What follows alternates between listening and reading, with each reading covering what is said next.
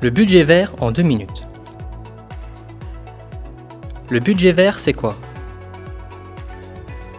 Le budget vert constitue une nouvelle classification des dépenses budgétaires et fiscales selon leur impact sur l'environnement. La France est le premier État au monde à s'être doté, dès 2020, d'un outil d'analyse de l'impact environnemental de son budget. Le but est de mieux intégrer les enjeux environnementaux dans le pilotage des politiques publiques.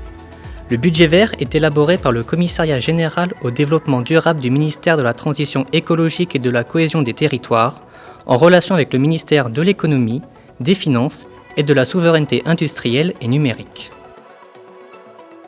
Le budget vert, pourquoi? Le budget vert répond à 6 objectifs environnementaux. La lutte contre le changement climatique, l'adaptation au changement climatique et la prévention des risques naturels, la gestion de la ressource en eau, la transition vers l'économie circulaire, la gestion des déchets et la prévention des risques technologiques, la lutte contre les pollutions, la préservation de la biodiversité et la protection des espaces naturels, agricoles et sylvicoles. La méthodologie du budget vert est évolutive et prend en compte les observations du Parlement et des autres parties prenantes, telles que les institutions spécialisées dans les enjeux environnementaux. Ainsi, dans l'édition 2023 du budget vert, il y aura 3 nouveautés. Une budgétisation sur 3 ans, une transparence des résultats en diffusant les résultats favorables à l'environnement, que ce soit en termes de dépenses ou de ressources de l'État, et une analyse plus fine de certaines dépenses de l'État. Le budget vert, comment? Il s'agit d'une démarche de cotation au sens de l'attribution d'une note des différentes lignes qui structurent le budget d'une organisation. On y retrouve 4 types de cotations.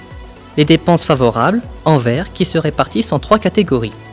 Les dépenses ayant un objectif environnemental, les dépenses sans objectif environnemental mais avec un impact indirect avéré, et les dépenses favorables mais à impact controversé en présence d'impact favorable uniquement à court terme.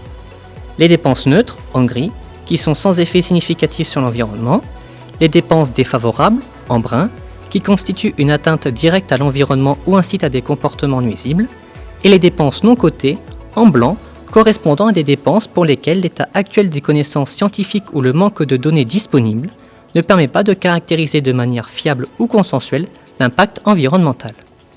Le point méthodologique central de la cotation est la détermination du scénario de référence, aussi appelé contrefactuel, auquel est comparée la situation une fois la dépense réalisée. Celui-ci est défini comme une situation d'absence de dépenses publiques ou de moindres dépenses.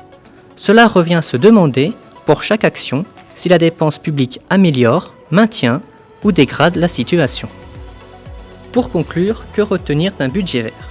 C'est un outil d'analyse de l'impact environnemental de son budget, initié par le gouvernement français et permettant de répondre aux enjeux environnementaux actuels. Le budget vert propose une classification des dépenses selon qu'elles sont favorables pour l'environnement, neutres, défavorables, non cotées. Malgré ces premiers éléments, plusieurs questions restent à approfondir. Dans quelle mesure le budget vert contribue-t-il à la transition écologique et aux mutations socio-économiques de long terme d'une nation? Comment les collectivités locales peuvent-elles s'emparer du budget vert?